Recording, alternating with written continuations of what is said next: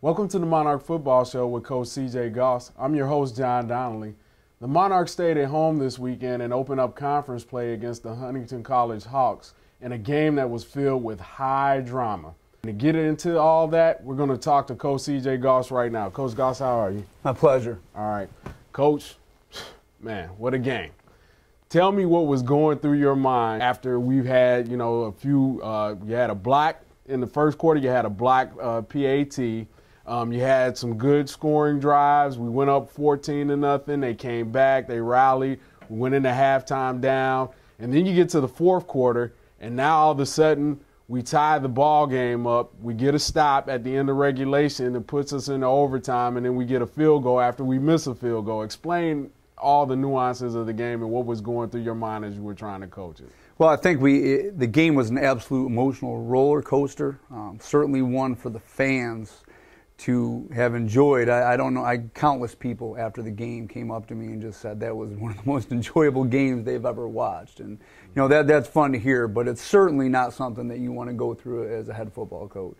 I think that we started very, very fast, jumped out to a lead.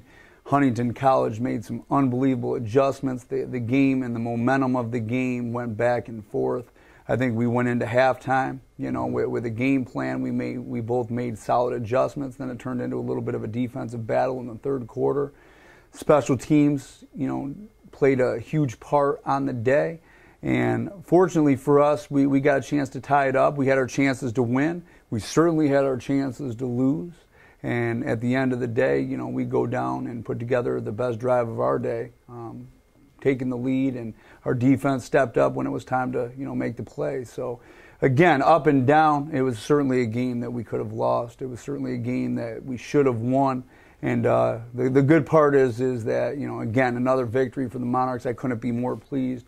That is a huge win for our program. Huntingdon College, take nothing away from them. That is a very, very good football team, very well coached, player for player, very talented and they're going to win some games. Mm-hmm. They're going to win some games, and I have no doubt in my mind that they still have a shot at winning the conference. And pending losses by other teams, but they're going to win some games, and yeah. I think that they're good enough to do that. Absolutely.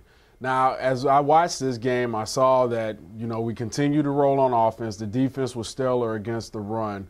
Gave up some big plays, though, in some spots, some key moments. Tell me what goes through your mind when you give up those type of plays, when everything is rolling and it seems to be going right, and then all of a sudden, you get this big play that we give up, or we make a big defensive stop here or there, or we score a touchdown. What from that point do you do as far as coaching the guys to keep them in the game, in a positive manner? Well, there's no doubt that we went into this game. Huntingdon College is a high-power offense. Mm-hmm. And you know that going in. I knew it was going to be a higher-scoring game. It certainly wasn't going to be a defensive battle. And, you have to be realistic about that. You have to present that to your team. You have to help them understand what kind of game it is. I don't think that, you close the blinds on your players and you just think it's going to be this 42-0 victory and you're going to roll your opponent. And so I think that we prepared the team to be in that kind of a battle. And even though we jumped to a 14-0 lead, Huntingdon College was good enough to battle back, and, that's something you prepare them for. I think our guys, having learned from the Guilford game, we learned where our mistakes were, and they never once got comfortable. And there was a couple times that, the wheels could have fallen off. We could have allowed big plays to happen, and our players just kept fighting. And, I'm certainly proud of our kids. Absolutely. So let's go ahead and take a look now and see what, you did in practice that prepared us for this game. And let me tell you, this was an exciting game to watch if you missed it. So we'll go through everything right now.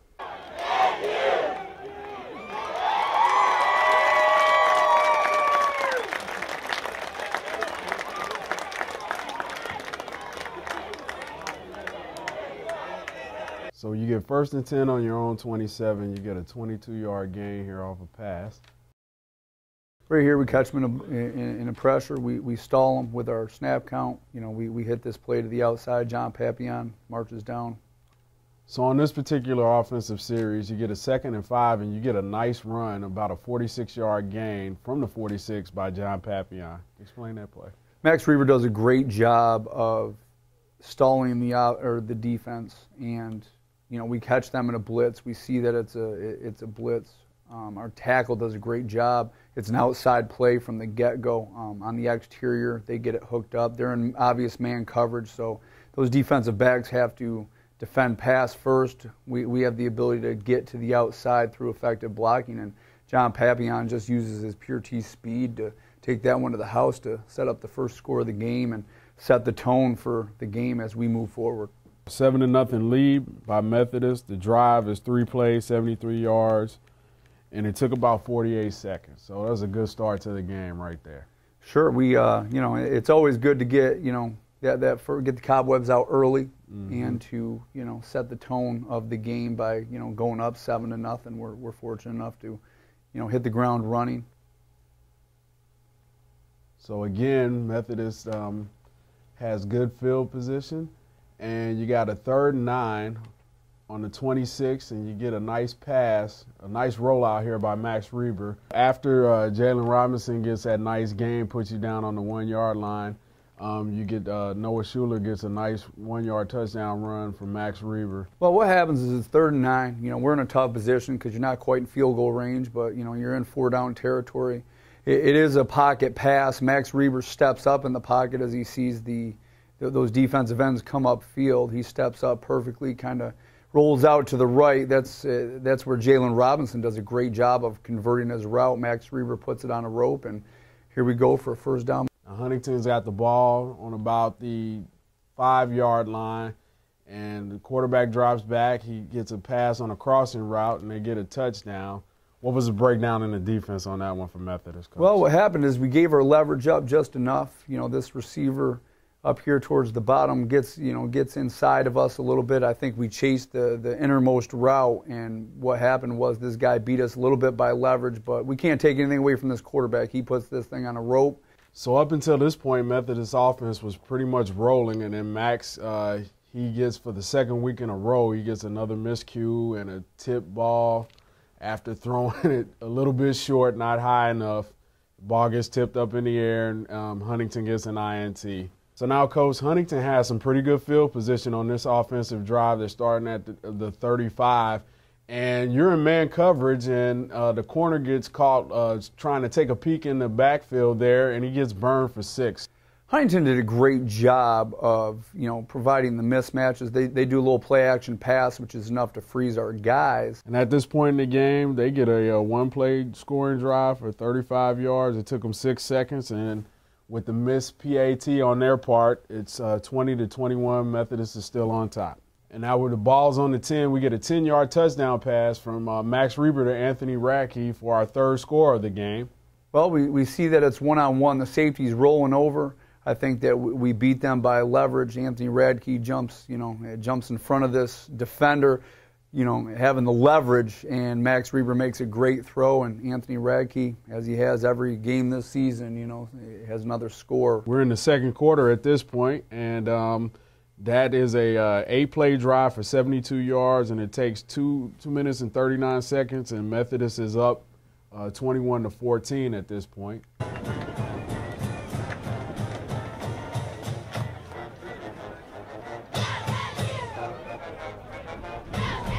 So now, Coach, you come out of halftime. We're down by 5 points, 26-21.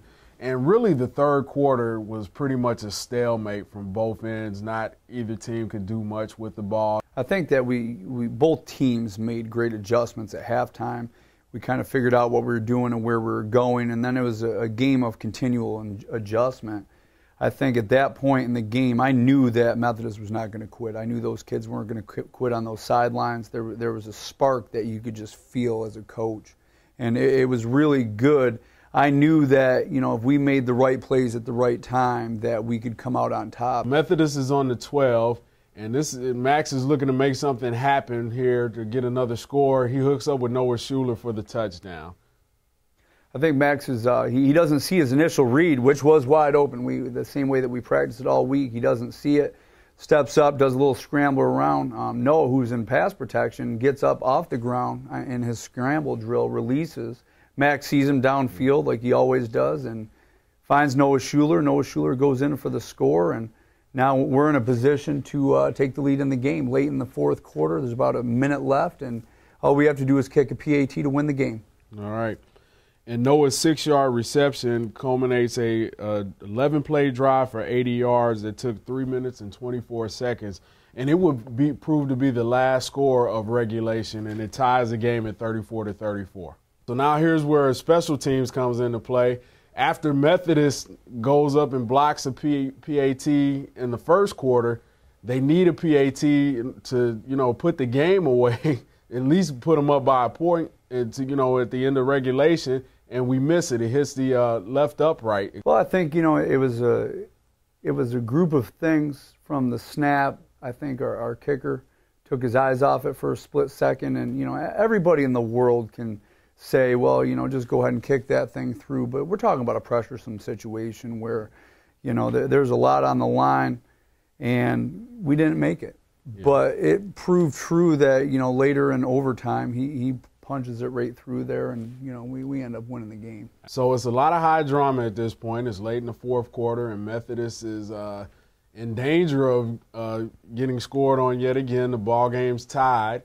And it's close to the end of regulation. They've got the ball on the 38, and he gets off a pass, and then you have a freshman by the name of Kieran Ashley that comes up with a pick six.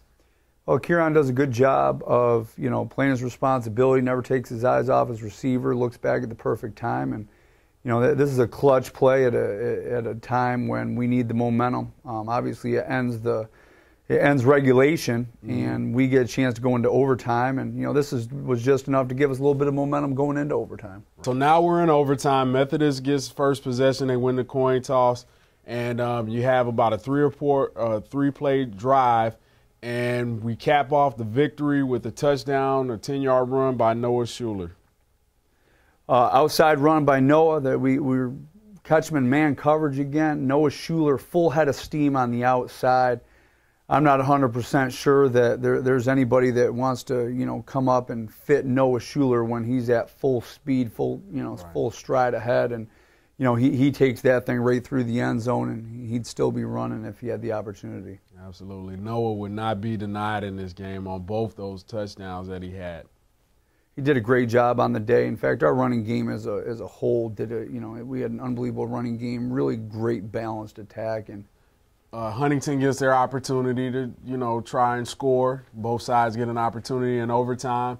And Methodist comes up with a big defensive stop. Huntington's driving down. The running back tries to go get those extra yards. And, our safety comes up in a picture-perfect hit, puts his helmet right on the football, pops the ball up. That's why we get to the football every day in practice. It's kind of a staple of our defense, and our guys are rallying. Fortunately for us, we recover the football. The game's over, and that's a bittersweet feeling in overtime because it's all over. And, again, great game. It's nice to have pulled out a victory, and the defense made the stop when they were called upon.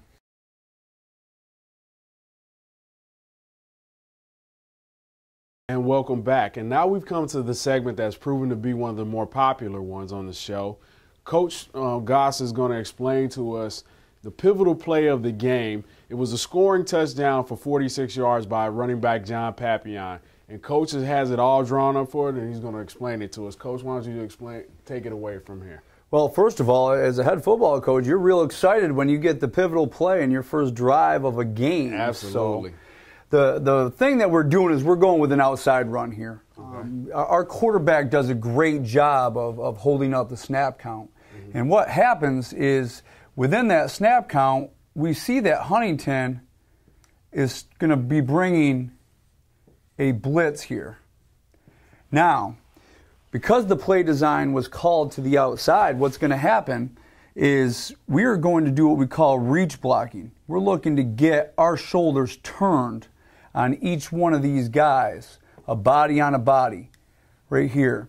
And what we do is our offensive line does a great job of taking away each guy that comes up here. Now, the tailback's going to take this thing, and he's going to do what they call stretch this particular play all the way to the outside. Now, there's no outside play that's going to have success without great exterior blocking, which you'll see on the play. What happens is we get a great release to the inside. That corner comes up and plays outside, but he runs too far upfield. And we do a great job of getting a great seal on what would be the linebacker. Okay. We get a body on a body up front, and what happens is John Papillon takes that ball, and as he gets that, he hits the acceleration right up the sideline, setting up the first score of the game and setting the tone for the momentum of the rest of the first half. And now we're going to stay at the whiteboard and go over the play of the game, a 10-yard touchdown run by Noah Schuler in overtime. And, Coach, why don't you explain to us what happened on that play? Well, you know, it's a pivotal point in the game in the fact that we need to score. Right. You always want to play defense first so you know what to do on offense. Mm-hmm. Unfortunately, in the first overtime, we were on offense first, and we went ahead and punched it in, and this is how we did it. Basically what we did is we ran an outside run play, and what we did is Max Reber's such a good football player that I think that they may have over-accounted for Max Reber, and they lost sight of the fact that we were trying to run this thing to the outside. And so what we did is we took our blocks down with these two gentlemen right here, okay? And what we're doing is we were looking to get a body on a body, and what we did is we made an effective block here, and we had the ability to seal, you know, that linebacker to the inside. The way they were aligned, we had the ability to get consistent down blocks, and we pulled our backside guard, and what that allowed us to do is get a body on a body. Well, the play is designed where it's an outside run play. Now, this defensive end has to choose between not being blocked, running and tackling the ball carrier, or not being blocked and running and taking Max Reber, who, if he goes outside, is going to take that thing up vertically, and Max Reber takes off with it. Well, in this particular case, what happened was Max Reber makes his read. The defensive end, who was playing wide enough, came in and played a little too far inside, which Max had given the ball off. On the exterior, we just went a body for a body in the fact that we had our matchups. And this is where Noah Schuler gets the ball handed off. He fits that thing right up in between our outside receiver and our number 2 receiver, ultimately leading for the touchdown. I have reason to believe that when Noah Schuler takes off with it and he gets a full steam ahead, there are very few people that are willing to tackle him one-on-one. He's a big kid. He really gets a great leg drive going, and he's one heck of a football player to bring to the ground. So we got the matchup we were looking for. Two things, though. Hard to defend Max and a tailback at the same time because, you know, both can hurt you with their feet, right. And that's certainly what happened here. Fortunately, Max made a great read, and the Monarchs win first USA South Conference game. And like we said before, not a game without high drama, but it ended in a victory, and we're 1-0 in conference. Go. Yeah. Welcome back, and we'd like to take this opportunity to acknowledge former university president Dr. Elton Hendricks and his wife Jerry. Coach, why don't you tell me about their day?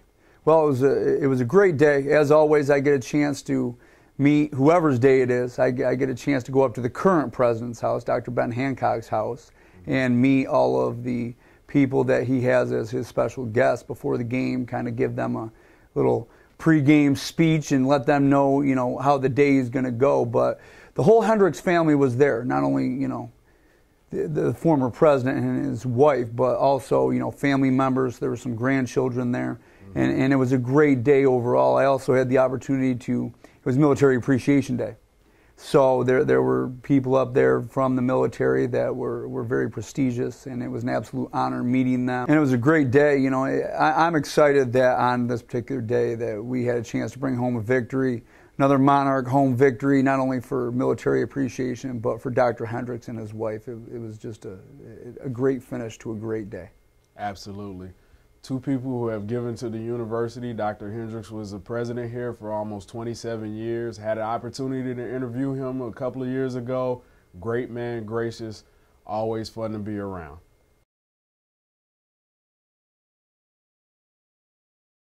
Welcome back. And we'd like to take this opportunity to go over some final thoughts about the Huntingdon game with Coach C.J. Goss. Coach Goss, any last words on the game? Well, you know, as far as Huntingdon College, take nothing away from Huntingdon College. That is a very, very good football team. They're very well coached. They were impressive. And for us to have pulled off a victory and been fortunate enough to walk away 1-0 in the USA South Conference with a win over Huntingdon, I'm very, very proud, not only of the players, but I'm happy to have that game over with. Huntingdon, you know, is a team that's going to win football games. They're going to do some good things this season. And once again, I have the utmost respect for Coach Mike Turk, their head football coach. He does a great job with his staff and his players. They really play hard, and they never gave up. But, you know, it's good for us that we get the confidence going into USA South play. I said from the beginning of the season, you know, our first 2 games are going to be one of the harder games that we're going to play all season. Not that any one game is harder than the next, but to have Huntingdon and Christopher Newport University back-to-back, that's one heck of a start to the USA South Conference. And I think that we go in with the confidence of being 1-0. We've shown what we can do.